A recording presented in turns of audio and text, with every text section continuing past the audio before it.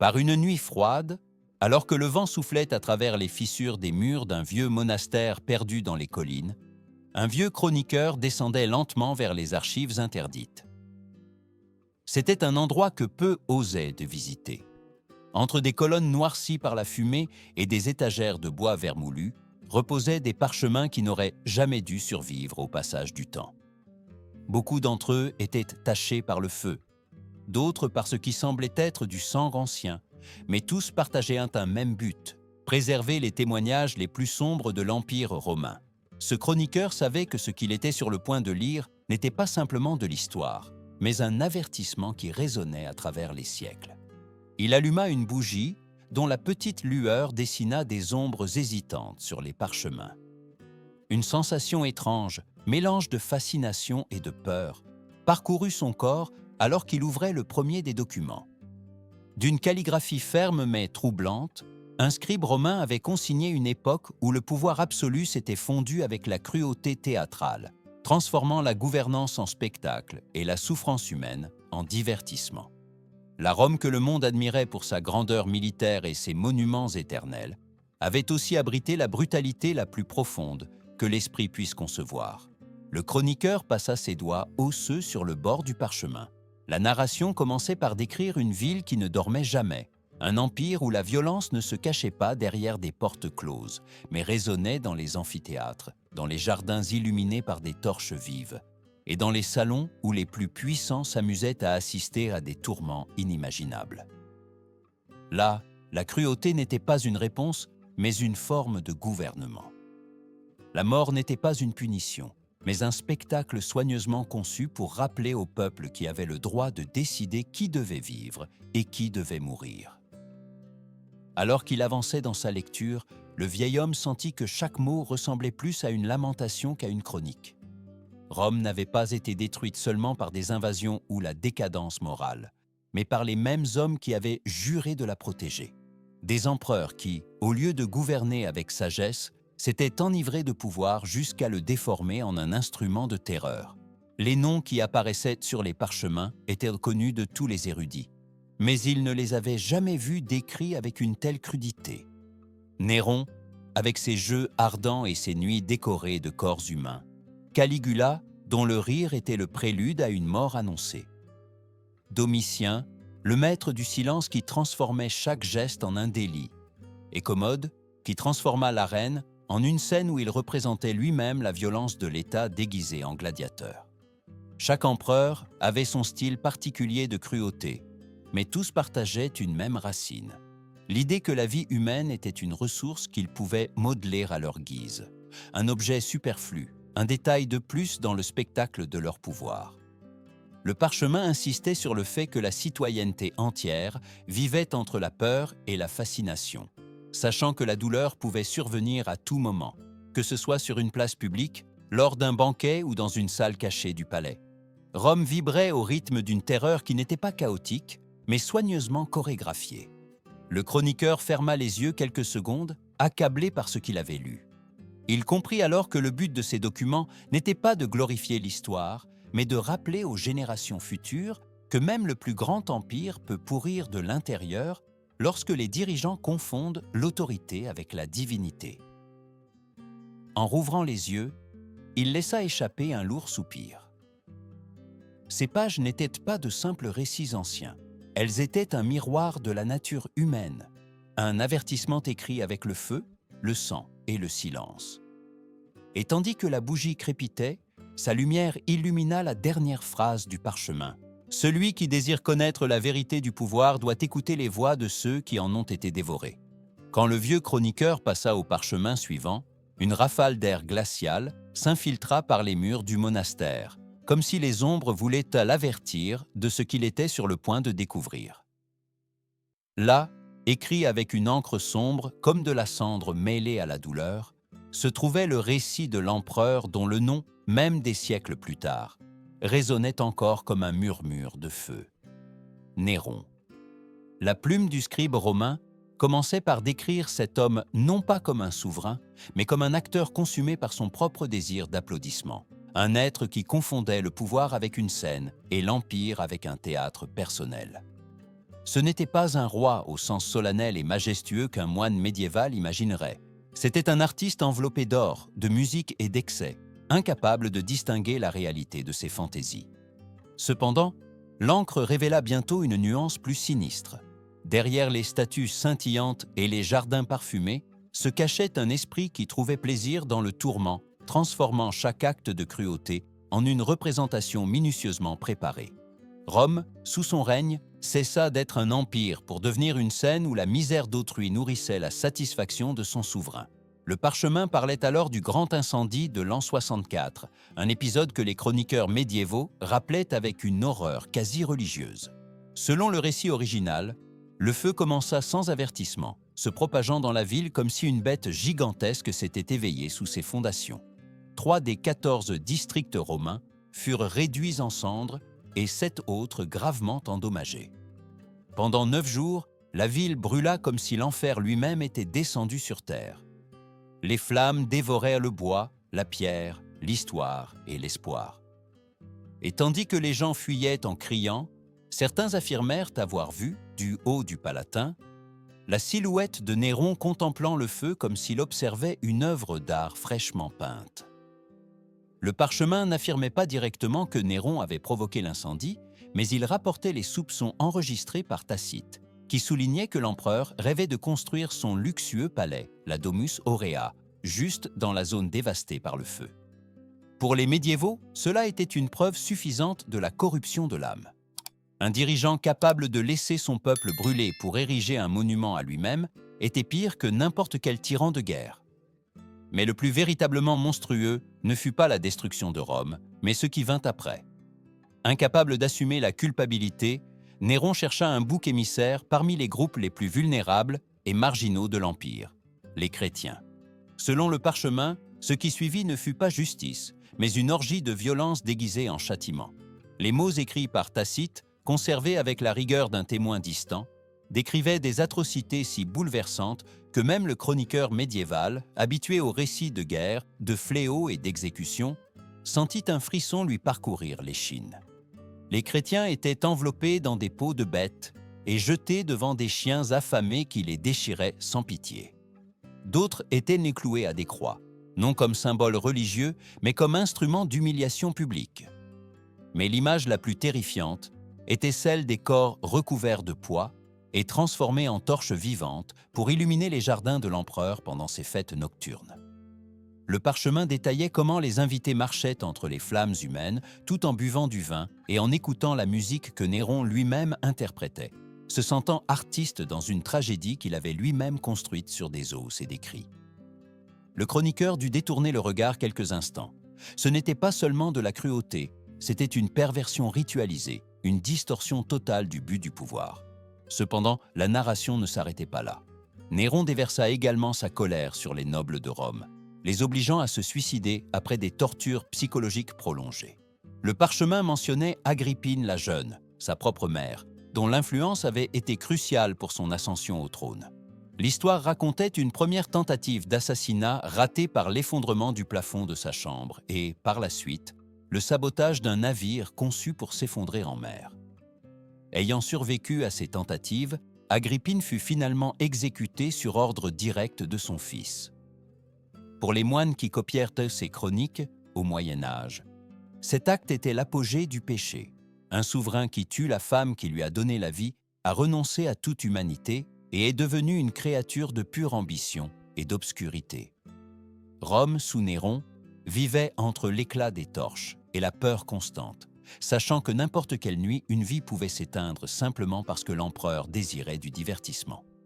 Le parchemin décrivait l'atmosphère comme un carnaval de terreur, où la mort se mêlait à la musique, au luxe et au mépris de la dignité humaine. Pour le chroniqueur médiéval, la conclusion était claire. Néron n'a pas gouverné Rome, il l'a consumée. Il ne fut pas un empereur, mais une flambée destructive qui ravagea la morale, la justice et l'âme d'un empire qui autrefois avait prétendu éclairer le monde. Le chroniqueur, encore bouleversé par les atrocités décrites dans le parchemin précédent, avança vers le document suivant. L'atmosphère dans l'archive devint plus lourde, comme si une présence invisible s'était assise à ses côtés pour l'observer lire. En dépliant le nouveau parchemin, une odeur ancienne de métal rouillé et de cire brûlée lui annonça que ce qu'il était sur le point de découvrir n'avait rien à envier au feu de Néron. Là, en lettres tendues et acérées comme le tranchant d'une lame fraîchement forgée, apparaissait le nom que même les Romains les plus endurcis craignaient de prononcer à voix haute, Caligula. Il n'était pas présenté comme un empereur, mais comme un présage vivant, un homme dans le cœur duquel le rire avait remplacé la raison et dont le caprice était plus mortel que n'importe quelle épée. Les premiers des fragments du parchemin parlaient de son arrivée au pouvoir, accueilli par le peuple avec joie après la mort de Tibère. Pour les Romains, Caligula représentait la promesse de renouveau, un nouveau départ après des années de soupçons et de répression. Mais ceux qui copièrent ces témoignages au Moyen Âge savaient bien que l'espoir peut pourrir plus vite que la chair au soleil. Selon le récit, la popularité du jeune empereur ne tarda pas à s'évaporer, consumée par des actes erratiques, des humiliations publiques et une routine de violence qui transformait le gouvernement en une représentation grotesque. Une phrase qui lui était attribuée par Suétone semblait condenser son esprit. « Qu'ils me haïssent, pourvu qu'ils me craignent ». Le chroniqueur laissa ces mots résonner quelques instants dans la salle froide du monastère. C'était la confession nue d'un homme qui ne cherchait ni loyauté ni respect, mais une soumission absolue. Le parchemin avançait en décrivant la méthode de prédilection de Caligula, détruire la dignité de ses victimes avant de détruire leur corps. Il citait des épisodes où il convoquait des sénateurs et des nobles, non pas pour débattre de politique ou résoudre des affaires d'État, mais pour se moquer d'eux, les insulter et les accuser de trahison pour des fautes imaginaires. Les procès n'étaient que des pantomimes dont le verdict était décidé avant même de commencer. Ce qui importait vraiment, c'était le spectacle, et Caligula en était le maître. L'empereur, selon les anciens chroniqueurs, aimait contempler les exécutions comme on assiste à une pièce humoristique. Il riait, applaudissait, gesticulait, transformant l'agonie des autres en son divertissement personnel. Le chroniqueur médiéval sentit l'encre vibrer sous ses doigts, comme si les éclats de rire de cet homme résonnaient encore sur les marbres de Rome. Mais le plus inquiétant du récit était la description de son comportement lors des banquets. Là, au milieu de tables chargées de plats exotiques et de vins renversés sur des nappes pourpres, Caligula décidait qui vivrait et qui mourrait. Cassius Dione racontait qu'à plus d'une occasion, il ordonna d'exécuter un invité en plein dîner. Entre deux rires, il désignait la victime comme si elle faisait partie du divertissement nocturne. Et une fois la sentence consommée, il ordonnait de traîner le cadavre hors de la salle pendant que la musique continuait. Pour les moines médiévaux qui copièrent ces lignes, ce mélange de luxe et de mort était la preuve définitive que l'âme de l'empereur avait depuis longtemps été dévorée par une ombre insondable. Le parchemin narrait également un épisode encore plus effrayant. Lorsque les jeux de l'amphithéâtre perdèrent de leur intensité et que le public montrait des signes d'ennui, Caligula ordonnait de jeter des sections entières de spectateurs dans l'arène pour être déchiquetés par les bêtes. Peu importait qu'il y ait des vieillards, des femmes ou même des citoyens de haut rang parmi eux. Ce qui importait était de maintenir le flux de sang, le spectacle de terreur qui nourrissait son ego. Le chroniqueur sentit un nœud à l'estomac en imaginant la scène. Des familles entières, réunies pour profiter du divertissement public, soudainement transformées en victimes pour assouvir l'ennui de l'empereur. Les femmes de l'élite romaine n'échappaient pas non plus à sa cruauté. Le parchemin détaillait comment Caligula utilisait les épouses et les filles des sénateurs pour humilier leurs familles, les soumettant à des outrages publics et ridiculisant ensuite les hommes qui devaient le supporter en silence de peur de perdre la tête. Pour le chroniqueur médiéval, cette dégradation avait un écho particulièrement perturbant. Elle était similaire aux actes de tyrans barbares décrits dans les chroniques anciennes, ceux qui considéraient l'honneur d'une famille comme un butin de guerre. À chaque ligne, le récit construisait une image plus inquiétante. Caligula n'était pas simplement cruel, il était imprévisible, ce qui le rendait encore plus dangereux. La cour vivait dans un état perpétuel de tension, sachant qu'un éclat de rire, un geste ou même un silence pouvait déclencher une tragédie. Le rire, qui pour l'humanité est souvent symbole de vie, sous son règne devint le son qui annonçait la mort. Pour les médiévaux, dont le monde était traversé par des superstitions et des signes, cette inversion de sens était presque diabolique.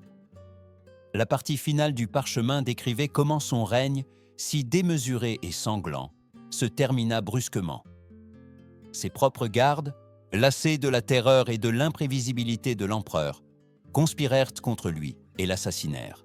Cependant, le chroniqueur qui transcrivit le récit des siècles plus tard observa que sa mort n'effaça pas l'héritage qu'il avait laissé.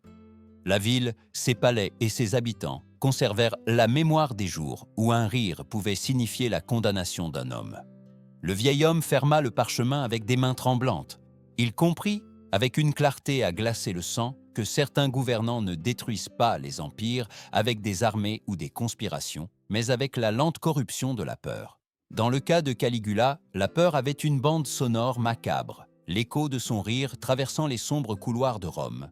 Un rire qui annonçait la souffrance et qui semblait encore flotter, imperceptible mais latent, dans l'air lourd de l'archive. Le chroniqueur mit plusieurs minutes avant de rassembler le courage nécessaire pour déplier le parchemin suivant. Si Néron avait été le feu et Caligula le délire, ce qui l'attendait maintenant était une obscurité plus dense, plus froide, plus difficile à comprendre. En touchant le bord du document, il sentit l'atmosphère devenir plus lourde, comme si les pierres du monastère se souvenaient aussi du nom gravé sur ces lignes, Domitien. Contrairement aux excès bruyants des empereurs précédents, ce parchemin ne commençait ni par des flammes, ni par des éclats de rire, mais par le silence. Un silence méticuleux, calculé, presque clinique. Le genre de silence qui précède un crime soigneusement préparé. Le récit s'ouvrait sur une description du règne de Domitien, marquée non par la théâtralité, mais par une discipline de fer destinée à étouffer toute pensée contraire à la sienne. L'écrivain romain, dont la voix a survécu dans ces pages, expliquait que Domitien n'avait pas besoin d'élever la voix pour inspirer la peur. Chacun de ses gestes, chacun de ses regards froids, chaque ordre donné avec à peine un murmure suffisait à glacer le sang de ceux qui l'entouraient. Bien qu'il ait vécu dans un empire habitué à voir la violence publique, il préféra une autre voie, celle de la torture sans témoin, celle de la mort silencieuse qui tombait comme une ombre sur ceux qui osaient penser différemment. Le parchemin détaillait comment Domitien avait ressuscité et élargi les lois de majesté, transformant la trahison en une arme flexible, capable de condamner non seulement les ennemis de l'État, mais aussi ceux qui se taisaient trop longtemps, ceux qui détournèrent le regard au mauvais moment, ou même ceux qui ne montraient pas assez d'enthousiasme à le louer. Dans les marges du manuscrit, l'un des moines médiévaux qui avait copié le texte ajouta une note glaçante. Sous Domitien, même le silence pouvait être considéré comme un crime. Pour le chroniqueur qui le lisait maintenant, cette phrase avait un poids presque biblique. Convertir un geste aussi humain que se taire en un délit était une forme de tyrannie si perverse qu'elle surpassait même la brutalité visible de Néron ou de Caligula. Le parchemin continua à décrire l'appareil de terreur qui soutenait le pouvoir de Domitien. Contrairement à d'autres empereurs qui cherchaient les applaudissements du peuple ou l'attention de l'histoire, il semblait se complaire dans le contrôle absolu qu'il exerçait sur les murmures de Rome.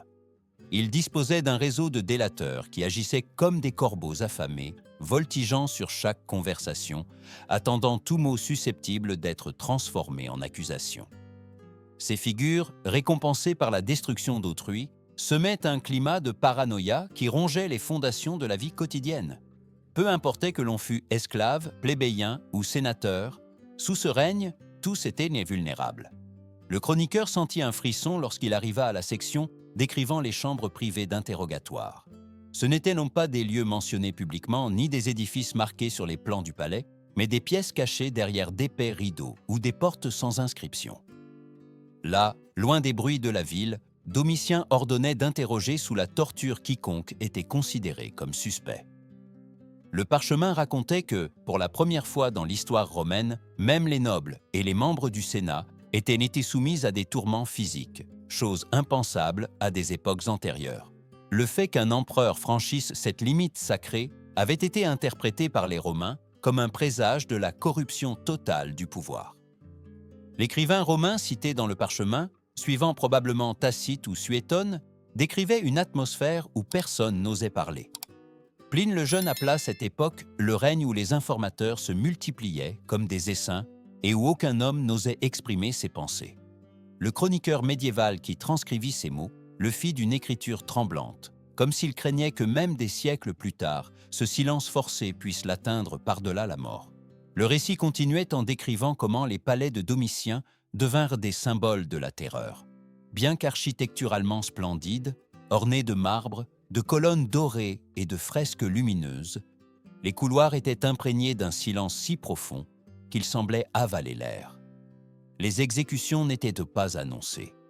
Les victimes disparaissaient simplement, leurs biens étaient confisqués, leurs noms effacés des registres officiels et leurs familles laissées à la dérive. Dans cet environnement, la vie n'appartenait pas aux citoyens, mais aux caprices de l'empereur. Le chroniqueur ressentit un frisson particulier en lisant la phrase qui rapportait l'exigence de Domitien d'être appelé Dominus et Deus, Seigneur et Dieu.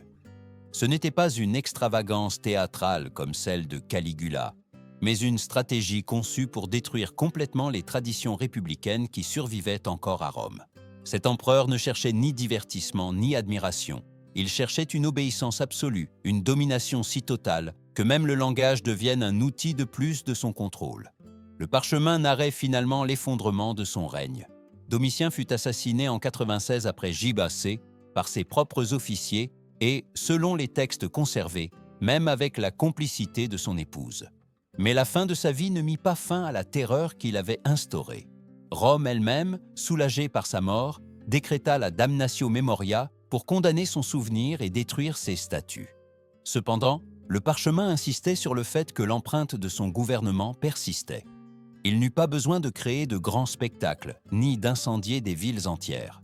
Son héritage fut plus silencieux, plus persistant, plus empoisonné.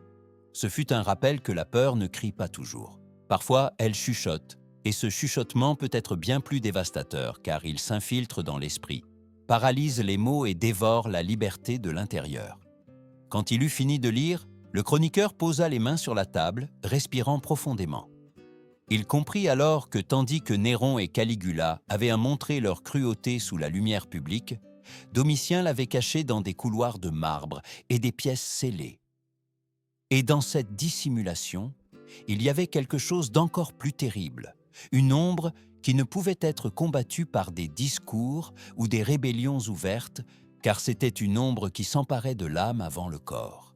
Il referma le parchemin avec une sombre révérence, sachant que le document suivant ne serait pas moins perturbant. Le vieux chroniqueur, la voix encore prise dans l'écho silencieux du règne de Domitien, déplia le parchemin suivant avec un mélange d'épuisement et de crainte. Les parchemins précédents avaient été des bûchers et des ombres. Mais ce qui émergeait maintenant de l'encre n'était ni feu ni silence, mais quelque chose de différent. Une distorsion grotesque du pouvoir impérial, une parodie sanglante qui transformait l'autorité en spectacle. Là, écrit avec une précision presque théâtrale, se trouvait le nom d'un homme qui avait détruit la dignité de la couronne en la transformant en masque, Commode, fils de l'empereur philosophe Marc Aurèle, héritier d'une tradition de vertu qu'il s'empressa de piétiner. Le contraste était si violent que le chroniqueur sentit un frisson lui parcourir le dos. Ce que le père avait gouverné avec réflexion et équilibre, le fils le transforma en un carnaval macabre, où la vie et la mort se décidaient non pas dans les salons du pouvoir, mais dans l'arène ensanglantée du Colisée. Le parchemin commençait par décrire la transition après la mort de Marc Aurèle, un moment où Rome s'attendait à la continuité de la sagesse. Au lieu de cela, elle reçut un empereur obsédé par lui-même, incapable de porter la responsabilité que son lignage exigeait. Au lieu d'assumer le poids de l'Empire, Commode le réduisit à une scène personnelle. Selon le manuscrit romain, il ne se contentait pas d'être empereur.